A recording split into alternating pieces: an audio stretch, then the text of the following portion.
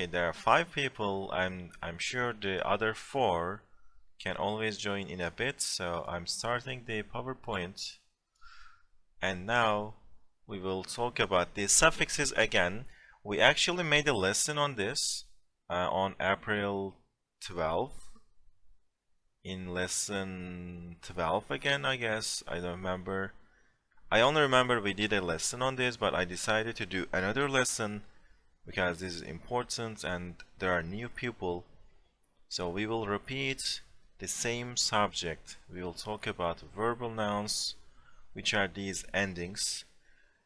And we can go in details, like we will learn it in more depths, like to more extents. So let me just explain you something before we start, because I'm sure most of you have Turkish friends, or most of you read Turkish teaching books, or you are like on other servers. So when someone teaches you this subject, they will use this term, fiilimsi. They will use it like this because there's not a very direct translation in English. It's only in Turkish. It's called fiilimsi. This is the subject that this belongs to. And the closest translation I can say is like something that is like verbish, because of this ish ending at the end. So they are basically verbs, but we put some endings on them. We make them nouns, adjectives, or adverbs. Today we will talk about the first one. We will talk about the isim fiil.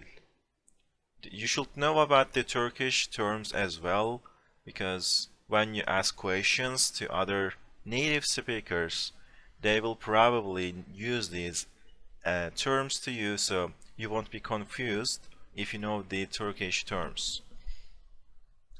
So let's take a look at our endings, mak, ma, and ish.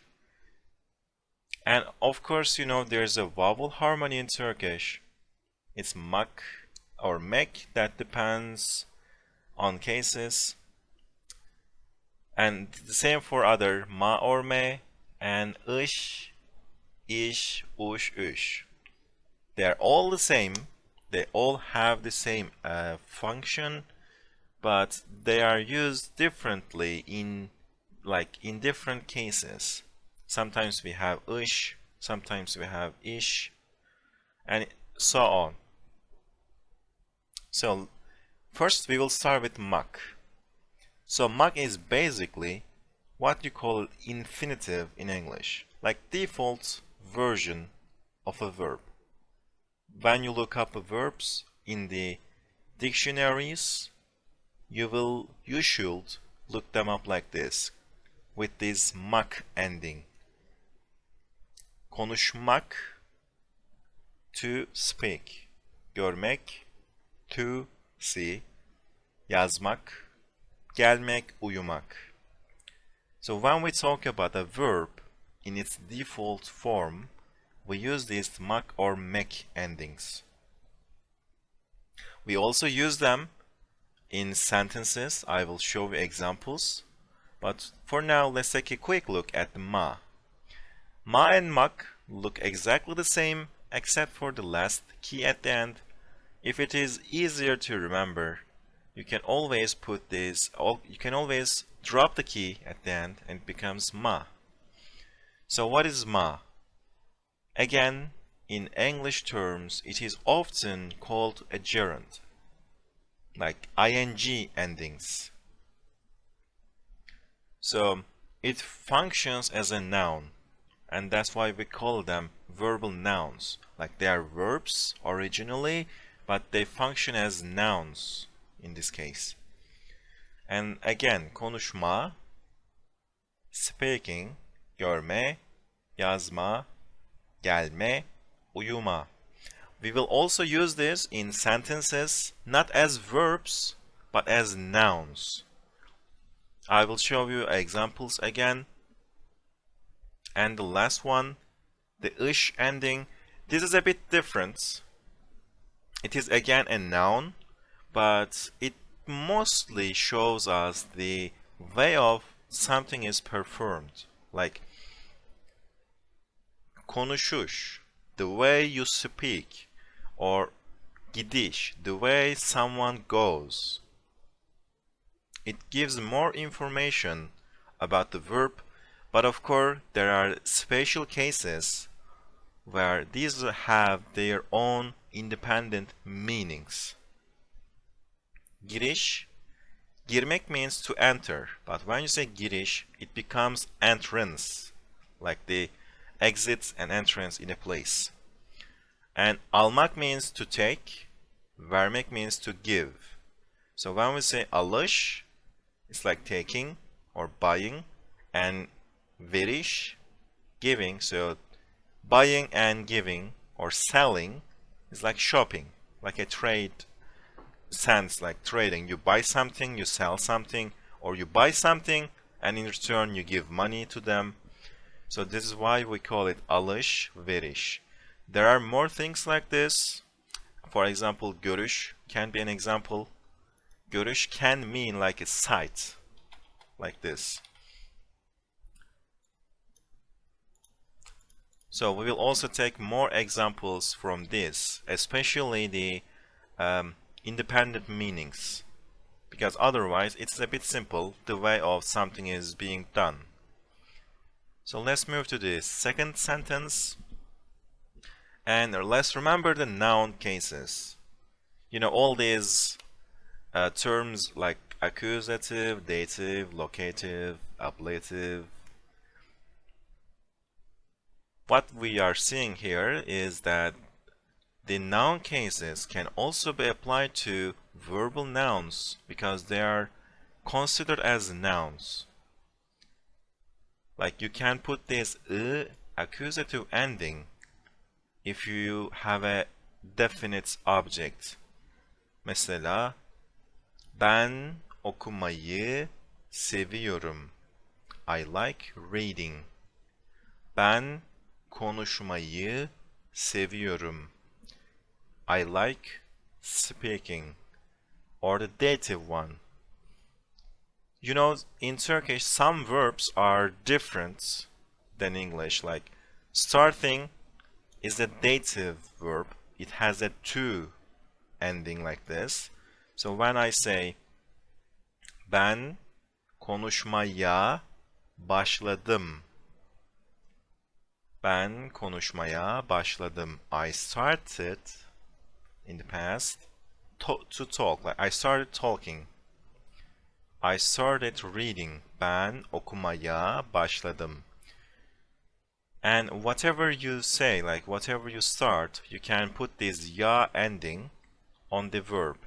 Okumaya başladım. Konuşmaya başladım. Yürümeye başladım. I started walking.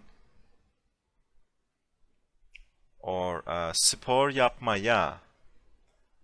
I started doing, yapmaya başladım.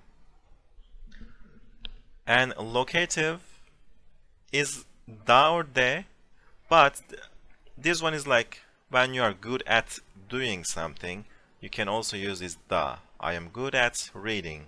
Ben okumada iyiyim. Ben konuşmada iyiyim. Sen yürümede iyisin. Or whatever you are good at, you can say da. You can say it with da, and of course with ma. And ablative, the tan ending, okumaktan, from reading. Like we use this for example, when you're bored of doing something. Ben okumaktan sıkıldım. Sen konuşmaktan sıkıldın. And we also use yorulmak. Okumaktan yoruldum. Gitmekten yoruldum. I'm tired of going. I'm tired of working. Çalışmaktan yoruldum. And why isn't it ben okumakta iyiyim? there's not a very specific reason. There are cases where someone can also say it, like if they prefer it, it is up to them. From my experience, I only hear okumada.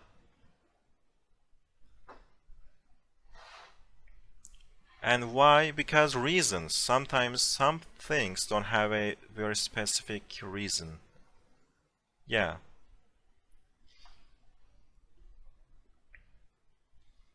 Because that's why. If there were an answer, I will explain it, but there's not an answer. It can only be heard in some regions, maybe, or in the old books, yeah, maybe. I'm only saying that I am mostly hearing mada, and Hector also agrees with me, which is kinda surprising. We usually don't agree with pronunciations and word choices.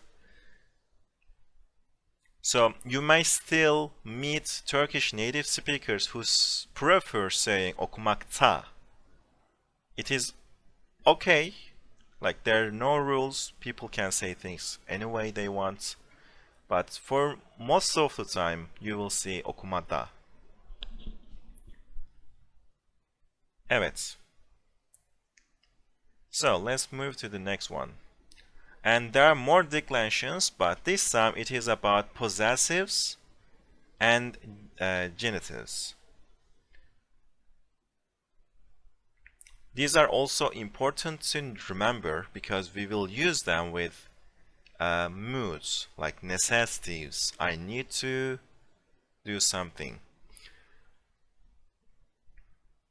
This is the table of possessives or genitives. This is what it's called in English. Like when you say my or your, we put these endings on the verbs. And you need to remember this table. You need to remember the endings like okumam. And it is also useful to memorize because when you say my car or my cat or my dog, you will also need these endings. So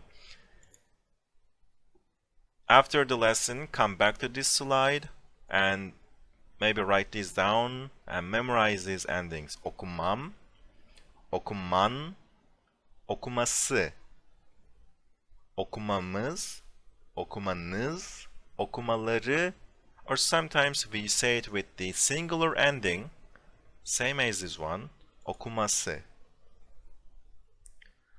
Okay, so it is technically my reading, your reading, his or her reading, our reading, your reading, and their reading. So when to use them? So we are finally getting more practical answers, practical examples. So infinitives, which are mak, are mostly used as subjects, like the performers, like the action is performed by them, or the main thing that you're talking about. Türkçe öğrenmek çok güzel. To learn Turkish is very nice. Kitap okumak çok iyi bir şey. So, a very nice thing. So, what is it? What am I talking about? What is a very nice thing? It gives me this answer. Kitap okumak is a very nice thing. And spor yapmak sağlıklıdır. So, something is healthy, and what is it? What is healthy? Spor yapmak. Spor yapmak sağlıklıdır. Maybe we can give more answers. Do you have more answers? Do you want to join, or do you want to try your chance?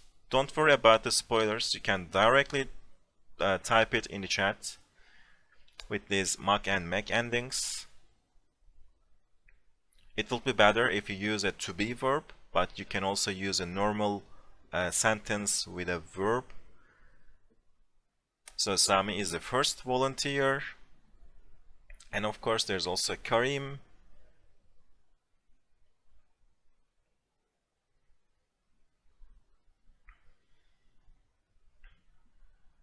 Çok güzel Sami. Derse katılmak faydalı.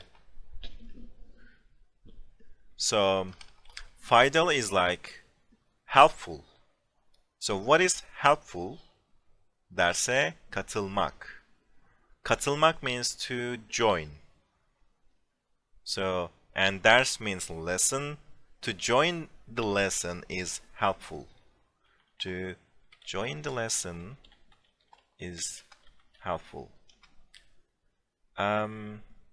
Karim, that's where things get complicated. When you use a verb, beğenmek, you need to put the noun case endings. Derse gelmek, you can't use it with beğenmek in the nominative. You need a ending. And Türkçe öğrenmek hayatımı zenginleştirdi. Yes, you can use this. Türkçe öğrenmek hayatımı zenginleştirdi. Zenginleştirdi nasıl çeviririz? How can we translate zenginleştirdi? Made my life richer and rich. Yeah, güzel, güzel. Teşekkürler. So, to learn Turkish enriched my life.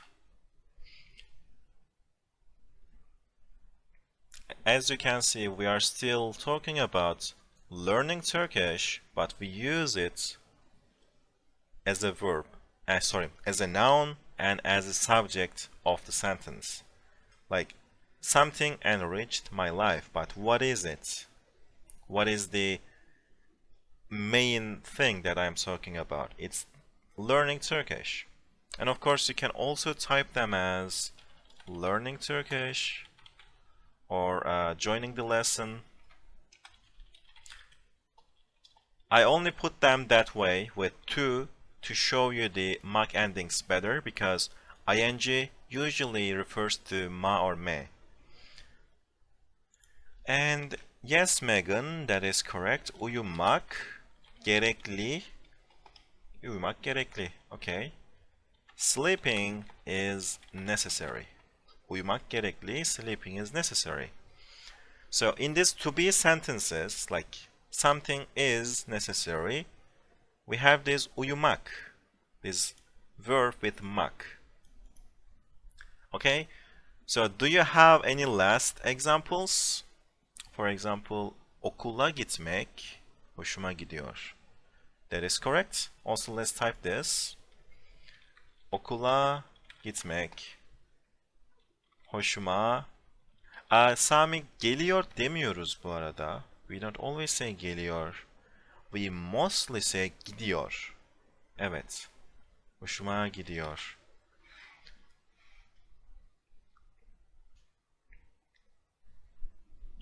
Okula gitmek. Going to school. Going to the school. Hoşuma gitmek. Bunu nasıl çevireceğiz şimdi? Sami, ne yaptın?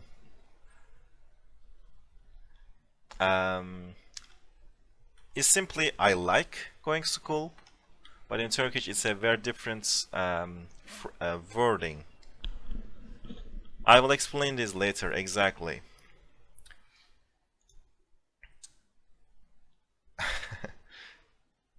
Yeah, that can work. Going to school pleases me. Okay, so what is ma and me and when to use them? When do we use them? So in most cases, they are used as the object. Maybe I can highlight this. They are used as the object of sentences. So when we say a gerund, we are talking about ma and me endings. Exactly, Megan. They are included in the later slides here. Yeah, they are also used with necessities, like when you need to do something, but they are also the definite objects. So the first example, I'm thinking of saying something to you. Ben sana bir şey söylemeyi düşünüyorum. So düşünüyorum, I'm thinking. So what am I thinking? Sana or ben düşünüyorum, I'm thinking. Ben ne düşünüyorum? What am I thinking? Bir şey söylemeyi or söylemeyi, I'm thinking of saying, but saying what? Bir şey. So in this part, bir şey söylemeyi, this söyleme is our object because I'm asking, what am I thinking? I'm thinking of saying. This time it is our object. It is the direct object. That's why we put this ye ending on it. And our indirect object is sana. So that's why we put the dative ending on it. Sana bir şey söylemeyi düşünüyorum. And a different example. This one was accusative, by the way. And wait, I mistyped here.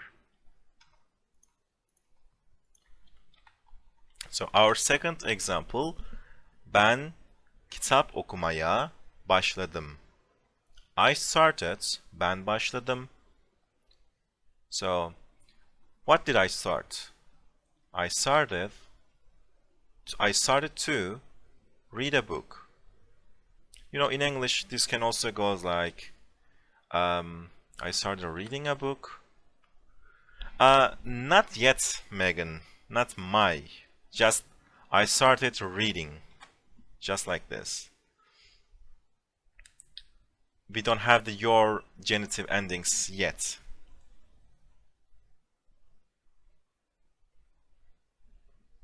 It's only I started reading.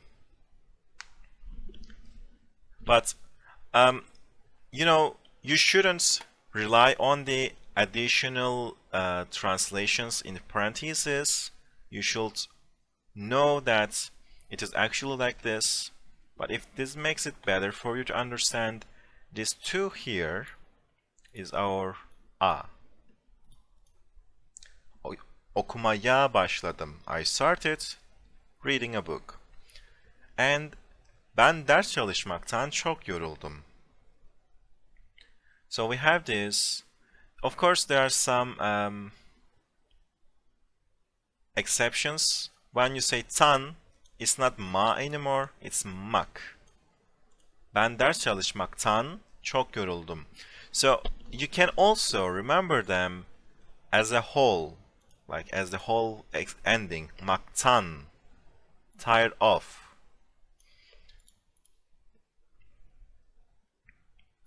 And ben Türkçe öğrenmekte çok iyiyim. So see, that's why it sounds weird here. Türkçe öğrenmekte çok iyiyim. When you change this to Türkçe öğrenmede, it sounds a lot better. Ben Türkçe öğrenmede çok iyiyim. I'm very good at öğrenmede çok iyiyim. This is a question from the previous lesson. What is different here? Why do we have the noun endings on these sentences? Because we use them as objects, and objects are like subject to noun cases. We use noun cases on objects. We didn't use the endings because these ones were subject. Okay? So, geldiğiniz için teşekkürler. Thank you for coming. Pazartesi görüşürüz. See you on Monday. Kendinize iyi bakın. Take care.